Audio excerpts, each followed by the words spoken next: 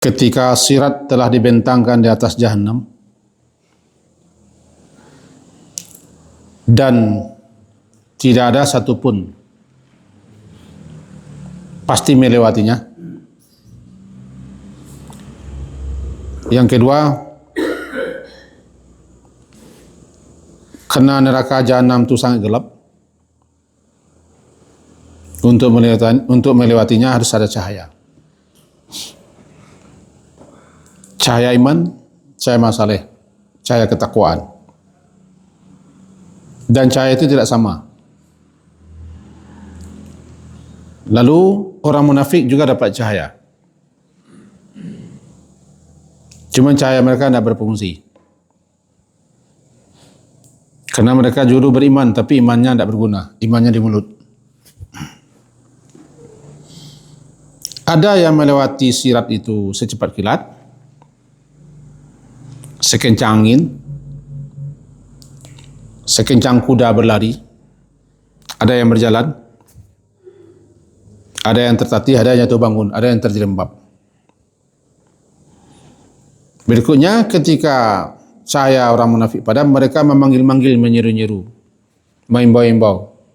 Sia orang mukmin kaum muslimin yang dikenalnya, minta cahaya. Dan cahaya itu tidak bisa dibagi-bagi. Kemudian ketika cahaya orang munafik padam, orang beriman berdoa kepada Allah, ya Allah, atmim lana nurana waghfir lana. Sempurnakan cahaya kami, yaitu jangan sampai padam cahaya kami.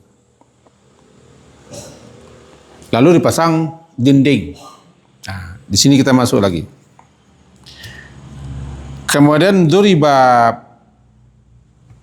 bainahum bisuril lahu bab.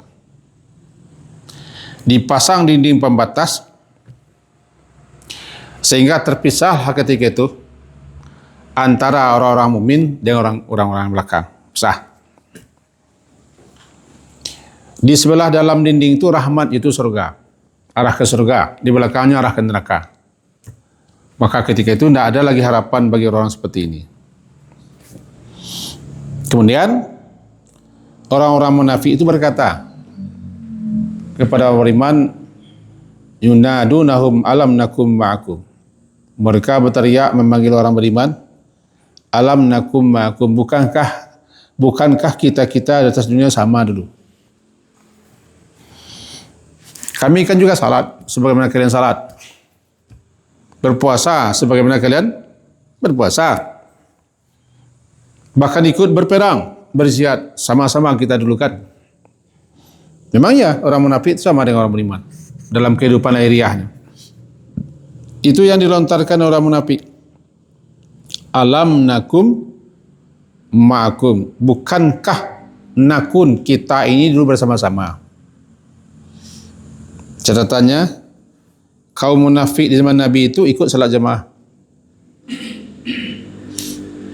berjihad juga ikut, puasa juga. Bukankah kami dulu ikut Jumat? Nah, dulu Jumat, sama-sama berjumat kita dulu. Dan seterusnya. Dijawab, itu kalian lakukan atas dunia dulu kan pura-pura, supaya jangan nampak balang. Kalian dari fitnah, walakinnakum fatantun anfusakum. Kalian telah terfitnah, difitnah oleh diri kalian sendiri, tertipu kalian dengan kehidupan dunia. Malahan kalian dalam hati kalian dulu tarabastum, menunggu-nunggu kami dapat bencana, dapat kalah. Kalian bimbang dengan adanya kehidupan akhirat dan dipedaya oleh angan-angan kosong atas dunia. Ini jawaban orang-orang beriman. Bagaimana dialog mereka? Itu masalahnya. Bagaimana cara mereka berdialog sedangkan mereka berada atas sirat? Kalau orang munafik memanggil-manggil orang beriman, masih di atas sirat. Apakah dialog itu akan berlanjut selama di sirat? Wallahu a'lam. Karena orang munafik sudah jatuh dalam jurang neraka. Tinggal orang beriman. Kemungkinan besar dialog itu terjadi sepanjang sirat Dan orang munafik belum lagi jatuh. Masih diberi mereka kesempatan untuk berbicara, tukar pikiran.